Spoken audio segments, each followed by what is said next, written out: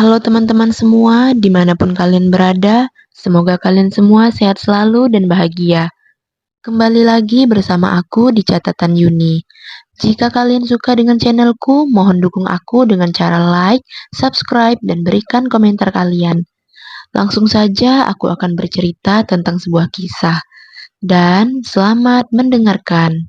Aku nggak pernah menyangka hidupku yang biasa-biasa saja akan berubah total hanya karena sebuah surat. Pagi itu, seperti biasa, aku datang ke sekolah sambil setengah mengantuk. Hari-hari di SMA rasanya gitu-gitu aja. Nggak ada yang spesial. Sampai aku menemukan amplop berwarna coklat yang tertinggal di laci mejaku. Siapa yang iseng nih? Pikirku sambil membuka amplop itu. Di dalamnya ada secari kertas dengan tulisan tangan yang terlihat buru-buru. Pesan singkatnya bikin jantungku tiba-tiba berdetak lebih cepat. Ketemu di taman belakang sekolah setelah kelas selesai. Aku harus ngomong sesuatu yang penting. R. Aku terdiam sejenak. R? Siapa ya? Rasanya nggak ada orang yang kupikir bisa mengirim surat kayak gini. Apa ini lelucon? Tapi rasa penasaranku makin gak tertahankan seiring berjalannya waktu. Siapapun itu, aku harus tahu. Sepanjang hari, aku terus memikirkan surat itu. Bahkan di kelas matematika yang biasanya bikin aku gak bisa fokus, kali ini pikiranku terbang jauh ke surat misterius itu. Setelah bel pulang berbunyi, aku memutuskan untuk pergi ke taman belakang sekolah. Tempat itu biasanya sepi, dan sekarang hatiku berdebar gak karuan. Sampai di sana, aku melihat seseorang duduk di bangku taman. Dia berdiri ketika melihatku mendekat. Itu Raka, teman sekelasku yang jarang sekali bicara sama aku. Kami nggak pernah dekat, tapi dia selalu terlihat tenang dan misterius. Hai, katanya sambil tersenyum canggung. Aku membalas dengan anggukan, masih terkejut bahwa dia yang menulis surat itu. Kamu pasti bingung kenapa aku manggil kamu ke sini kan? Raka memulai. Aku hanya bisa mengangguk. Semua ini terlalu aneh. Aku cuma mau bilang, sejak lama aku udah suka sama kamu. Ucapnya tiba-tiba. Tapi aku gak pernah punya keberanian buat bilang langsung. Dek, jantungku berdebar keras. Ini terlalu tiba-tiba. Aku bahkan gak pernah berpikir Raka punya perasaan seperti itu. Aku tahu ini aneh. Lanjutnya sambil menatap lantai. Tapi aku cuma gak bisa menyimpannya lebih lama lagi. Aku terdiam, di satu sisi aku gak pernah menyangka kalau Raka bisa menyukaiku. Tapi di sisi lain, sesuatu di dalam diriku mengatakan kalau ini mungkin bukan akhir dari kejutan hari ini. Aku terdiam, gak tahu harus menjawab apa. Raka, teman sekelasku yang selama ini lebih banyak diam dan jarang berinteraksi denganku, tiba-tiba mengungkapkan perasaannya. Ada jeda yang terasa panjang di antara kami sebelum aku akhirnya berhasil menemukan suaraku. Raka, aku gak nyangka. Kataku pelan. Kita gak pernah ngobrol banyak, tapi kenapa tiba-tiba... Raka tersenyum tipis, tapi matanya jelas-jelas menunjukkan kegugupan. Aku tahu ini aneh, tapi aku udah lama pengen ngomong. Cuma aku selalu takut kamu gak bakal ngerespon atau mungkin malah ngejauh. Aku terdiam sejenak mencerna kata-katanya. Tapi kenapa sekarang? Tanyaku mencoba mengisi kekosongan di antara kami. Raka menghela nafas panjang, seperti sedang berusaha mengumpulkan keberanian. Karena aku gak mau nyesel, aku dengar kamu mungkin bakal pindah sekolah bulan depan. Aku gak tahu kapan lagi aku bakal punya kesempatan buat ngomong. Aku menatapnya dengan mata membesar. Kamu dengar dari mana soal aku pindah? Raka menggaruk kepalanya jelas malu. Aku dengar dari teman-teman. Mereka bilang kamu mungkin pindah karena ayahmu dipindah tugaskan keluar kota. Aku tertegun. Aku sendiri belum yakin bakal pindah atau enggak, itu belum pasti. Kalau gitu, aku gak boleh nyia-nyiain kesempatan kan?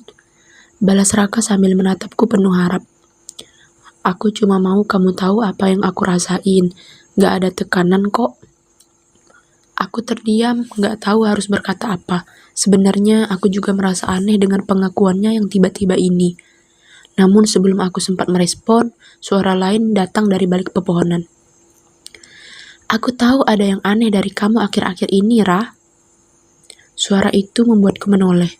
Aku terkejut saat melihat sosok lain berjalan mendekat. Itu Dion, teman dekat Raka yang terkenal sebagai cowok periang di kelas.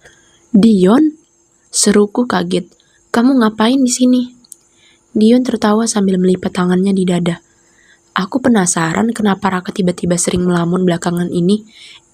Ternyata dia naksir kamu ya?" Raka menatap Dion dengan ekspresi campuran antara marah dan malu. "Dion, gak usah ikut campur," seru Raka dengan wajah merah padam. Dion malah semakin tertawa keras.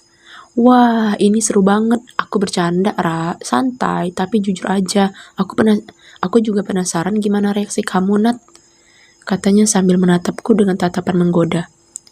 Aku yang tadinya bingung, kini makin bingung. "Kenapa sih kalian tiba-tiba muncul kayak gini? Ini gak masuk akal." Dion tersenyum lebar.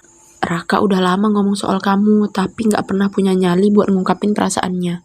Jadi sebagai teman baik, aku cuma mau memastikan dia akhirnya bilang sesuatu sebelum terlambat." "Serius, Dion?" Raka menatap Dion dengan tatapan frustasi. "Aku gak butuh bantuanmu buat ini." Dion mengangkat bahu. "Ya, aku cuma ngasih dorongan dikit."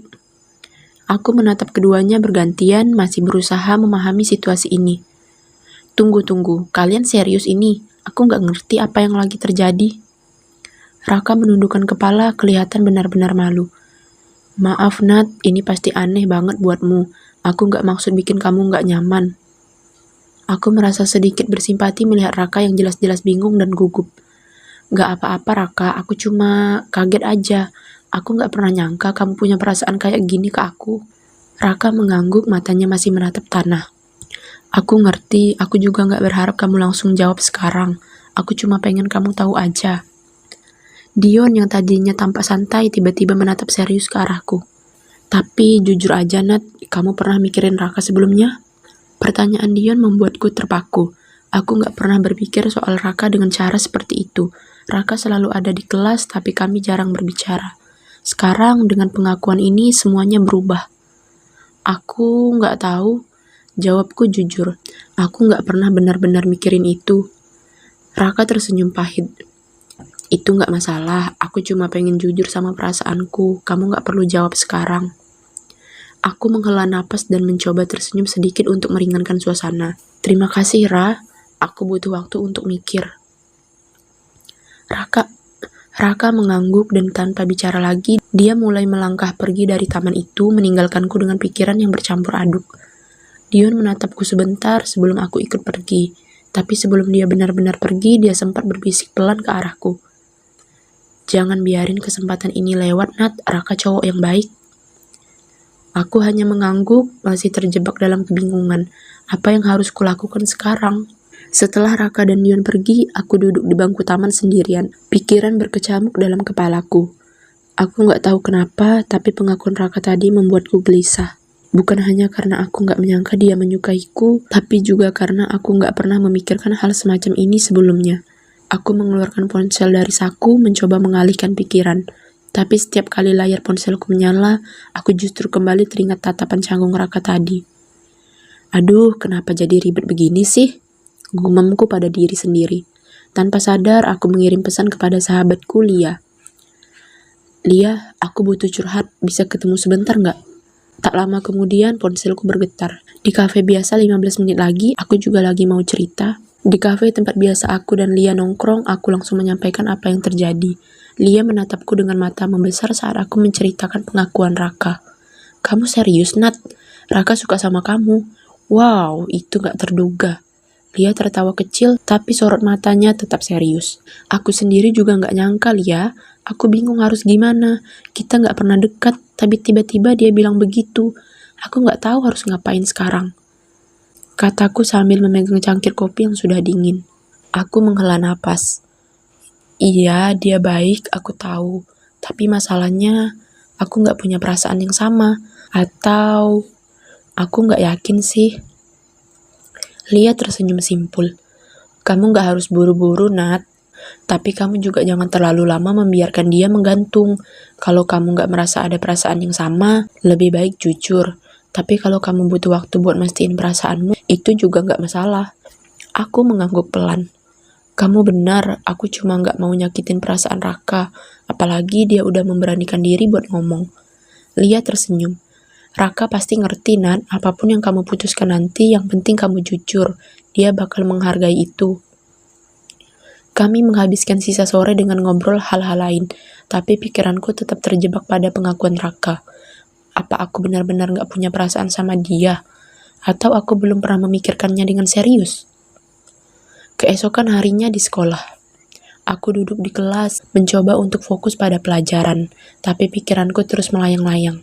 Raka yang duduk di pojok kelas tampak tenang, seolah-olah pengakuannya kemarin gak terjadi. Tapi aku tahu dia pasti juga sedang menunggu jawabanku. Waktu istirahat tiba, dan aku memutuskan untuk mencari Raka.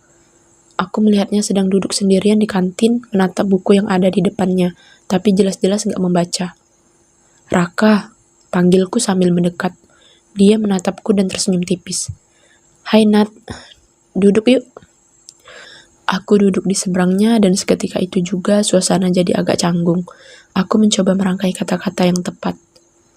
Raka, soal kemarin, aku mulai berbicara tapi Raka segera mengangkat tangannya menghentikanku. Kamu gak perlu jawab sekarang, Nat. Aku ngerti ini pasti bikin kamu bingung. Aku juga gak mau kamu ngerasa terburu-buru buat ngasih jawaban. Aku menatapnya dengan penuh rasa terima kasih. Terima kasih, Ra. Aku cuma butuh waktu buat mikir. Aku belum pernah kepikiran soal ini, dan aku gak mau kasih jawaban yang gak pasti. Raka tersenyum, kali ini lebih tulus. Gak apa-apa, aku ngerti, Nat. Aku cuma pengen kamu tahu apa yang aku rasain. Kalaupun nanti kamu gak punya perasaan yang sama, aku bakal nerima itu. Perkataan Raka membuat hatiku sedikit lega. Aku senang dia gak memaksaku untuk segera memberikan jawaban. Kami berbicara sebentar lagi tentang hal-hal ringan, dan aku merasa sedikit lebih tenang.